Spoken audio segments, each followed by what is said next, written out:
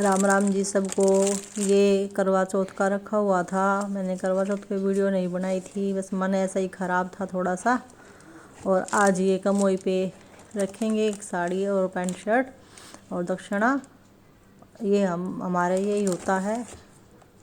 और ये पहले का रखा हुआ है तो इन दोनों को एक ही दिन दे देंगे।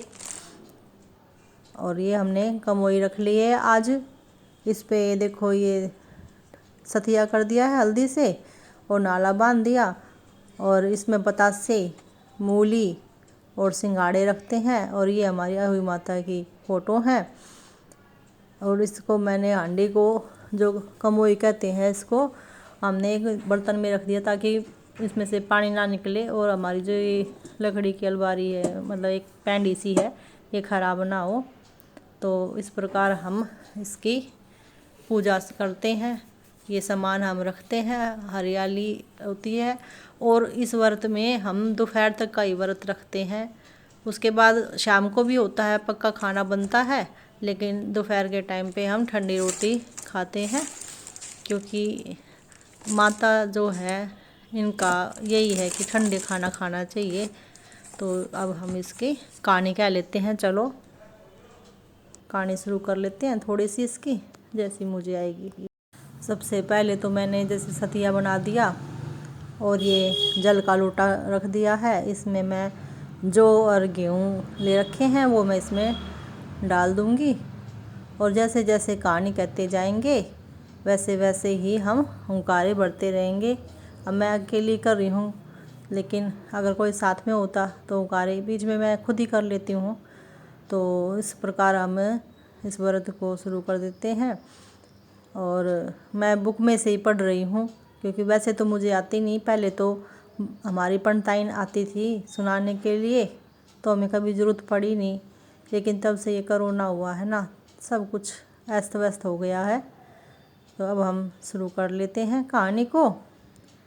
जैसी भी आएगी आप देख लेना।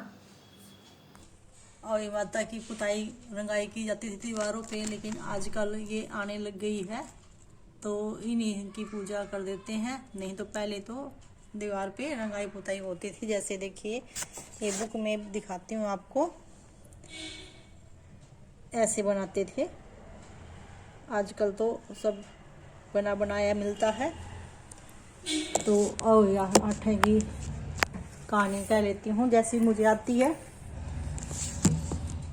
पहले तो हम इकट्ठे बैठ के करते थे, लेकिन ये कोरोना ने सब कुछ गड़बड़ कर दिया है। तो इसकी कहानी शुरुआत करते हैं। इस प्राचीन काल में एक साहूकार रहता था, उसके 7 लड़के थे। दिवाली से पहले साहूकार की स्त्री घर की लीपापोती के लिए मिट्टी लेने के लिए खदान में गई। खदान में कुदाल से जब मिट्टी खोदने लगी तो देवयोग से उस समय एक सेह की मान थी। उस स्त्री ने जैसे ही कुदाल सेह पर लगाई तो बच्चों को लग गई, जिससे बच्चे उसी क्षण मर गए। हत्या हुई देखकर उस स्त्री को बहुत दुख हुआ, परंतु अब क्या कर सकता था। वह स्त्री पश्चाताप करती हुई अपने घर आई। कुछ दिन के बाद उस स्त्री का लड़का मर गया। फिर दूसरा, तीसरा, अर्थात 1 वर्ष में उसके 7 लड़के मर गए।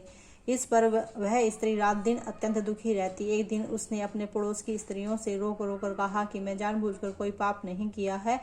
एक बार मैं मिट्टी खोदने खदान में गई थी। जब मिट्टी खोदने में लगी तो मेरी कुदाल से के बच्चे को लगी और वह मर गया। तब से मेरे 1 वर्ष के भीतर मेरे 7 लड़के मर गए। यह सुनकर उन स्त्रियों ने धैर्य बंधाते हुए कहा, तुमने जो यह बात हमें सुनाई है, पश्चाताप किया है, इससे तुम्हारा आधा पाप तो ऐसे ही नष्ट हो गया। सो अब तुम अष्टमी को भगवती की शरण लेकर से बच्चों का चित्र बनाकर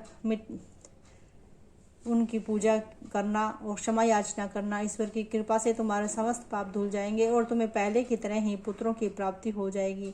उन सब की बात मानकर स्त्री ने कार्तिक माह के कृष्ण पक्ष की अष्टमी को वह व्रत किया और हर साल व्रत पूजन करती रही। फिर ईश्वर की कृपा से उसके 7 पुत्र प्राप्त हो गए। तभी से इस व्रत की परंपरा चली आ रही है। जैसे साहूकार की पत्नी के घर में सब कुछ सही हो गया, ऐसे ही अहोई माता अष्टमी सबकी मनोकामना पूर्ण करना।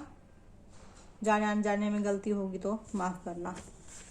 अब विनायक बाबा की एक कहानी छोटी सी सुना लेते हैं। एक अंधी बुढ़िया थी, उसका एक लड़का और लड़के की बहू थी। वो बहुत गरीब थे। अंधी बुढ़िया नित्य गणेश जी की पूजा किया करती थी। बुढ़िया माई उस प्रसन्न होकर गणेश जी प्रकट हो गए। वो कहने लगे, बुढ़िया माई तू जो चाहे मांग ले। बुढ़िया कहती मुझे मांगना नहीं आता, कैसे मांगू। तब गणेश जी बोले, बहू बेटे से पूछ के आ। तब बुढ़िया ने अपने पुत्र बहू से पूछा तो सब अपने अपने तरह से सब मांगने लग गए। तब बुढ़िया ने सोचा कि बेटा बहू तो अपने अपने मतलब की बात कर रहे हैं। अतः बुढ़िया ने पड़ोसियों से पूछा। तब पड़ोसी ने कहा, तेरी जिंदगी में क्या बचा हुआ है, अब तो तू सुख व्यतीत कर आराम से रह। उस बुढ़िया ने बेटे और बहू और पड़ोसियों की बात सुनकर घर में जाकर सोचा, जिससे बेटा बहू और मेरा सबका ही भला हो, वही बात मैं गणेश जी से कहूँगी। जब दूसरे दिन गणेश जी आए तो गणेश जी बोले, बुढ़िया माई क्या मांगती है? हमारा वचन है, जो तुम मांगेगी सो हम आपको देंगे, हे गणराज महाराज। तब बुढ़िया बोली, हे गणराज महाराज, यदि आप मुझ पर प्रसन्न हैं तो मुझे 9 करोड़ की माया दे, निरोगी काया दे, अमर सुहाग दे, आंखों में प्रकाश दे, नाती दे, पोता दे, समस्त परिवार को सुख और अंत में मोक्ष दे। बुढ़िया बाई की बात सुनकर गणेश जी बोले, बुढ़िया माई तूने तो मुझे ठग लिया। खैर, जो तुमने मांग लिया वह तब सभी तुम्हें मिलेगा। यह कहकर गणेश जी अंतर ध्यान हो गए। हे गणेश महाराज जी, जैसे बुढ़िया माई माँ को मांगे अनुसार सब प्राप्त हुआ, वैसे ही आप सबको देना, सबकी इच्छा पूर्ण करना, सबका घर सुहाग बाग बनाए रखना, बच्चों पर कृपा दृष्टि दिखाए रखना। जय गणेश भगवान की जय हो, अहोई माता की जय हो। अब ये जो बच गए, कुछ तो लोटे में डाल दिए थे, अब इनको हम अपने पल्लू पे बांध देते हैं और शाम को जब तारे निकलेंगे तब तारों को देख के जल दे के फिर हम खाना खाएंगे। हमारे तो सबको ऐसा ही होता है, आप लोगों के कैसा होता है आप भी हमें बताना कैसे क्या करते हो।